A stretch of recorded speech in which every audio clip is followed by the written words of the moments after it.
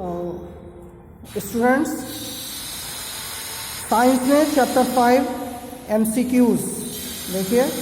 First MCQ है petroleum is called as option C both A and B. A and B मतलब black gold and rock oil. Black gold इसलिए कहते हैं इसको क्योंकि जिस प्रकार से जो गोल्ड है वो बहुत ही महंगा होता है, वैल्यूएबल है, उसी प्रकार से जो पेट्रोलियम है पूरे वर्ल्ड की इकोनॉमी पेट्रोलियम पर ही चल रही है। इसका पूरे वर्ल्ड में इसका बिजनेस चलता है। और जो कंट्रीज पेट्रोलियम का उत्पादन करते हैं, जिनके पास उनके भंडार हैं नेचुरल, आप जानते हैं अर्थ से ये प्राप्त होता है, तो उन कंट्रीज़ की पूरी इकोनॉमी वो इसी पर बेस्ड है। उनका पूरा व्यापार वो पेट्रोलियम का ही व्यापार करके, और बहुत ही रिच कंट्री हैं वो सभी, इसलिए इसको ब्लैक गोल्ड कहते हैं।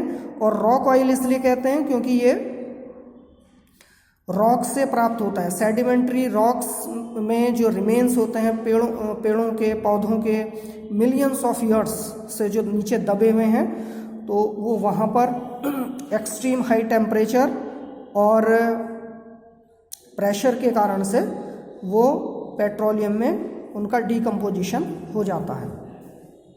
नेक्स्ट है the least polluting fuel of the vehicle is CNG। CNG compressed natural gas.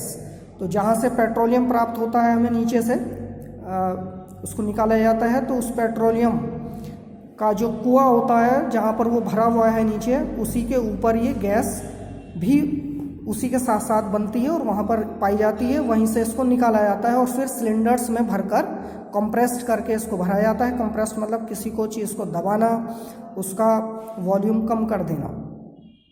तो सिलेंडर में कंप्रेस करके ये भरी जाती है और फिर इसका यूज़ CNG बसेज और टैक्सीज वगैरह में, जैसे दिल्ली जैसे महानगर हैं उनमें किया जाता है, मेट्रो सिटी या और भी जगह पर। नेक्स्ट है which of this is not a natural resource. तो वाटर, कोल एंड सनलाइट ये सभी तो नेचुरल रिसोर्स हैं, प्रकृति से हमें प्राप्त होते हैं। बट नाइलॉन ये फैक्ट्रीज में आर्टिफिशियली बनाया जाता है। नाइलॉन एक प्रकार का धागा होता है जिससे रस्सियाँ भी बनती हैं, फाइबर की कैटेगरी में ये आता है, कपड़े भी बनते हैं। नेक्स्ट है which gas is produced during the processing of coal. तो कोल को जब प्रोसेस किया जाता है, उसके डिस्ट्रक्टिव डिस्टिलेशन किया जाता है, तो उस समय पर कोल गैस बनती है। यहाँ पर इसका आंसर है कोल गैस। नेक्स्ट है the fractions which is obtained in the temperature range of 30 degree C to 120 C during fractional distillation of petroleum is petrol.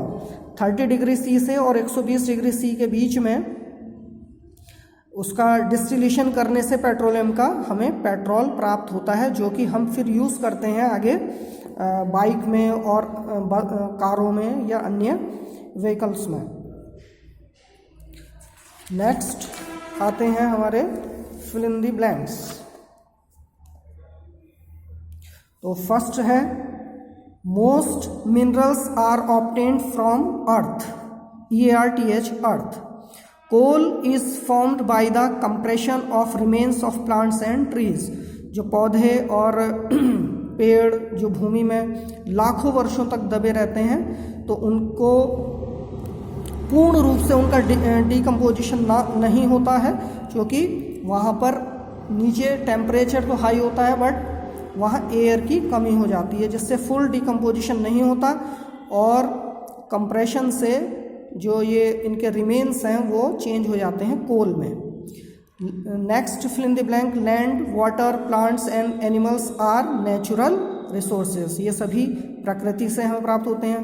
Next है dash is the best variety of coal.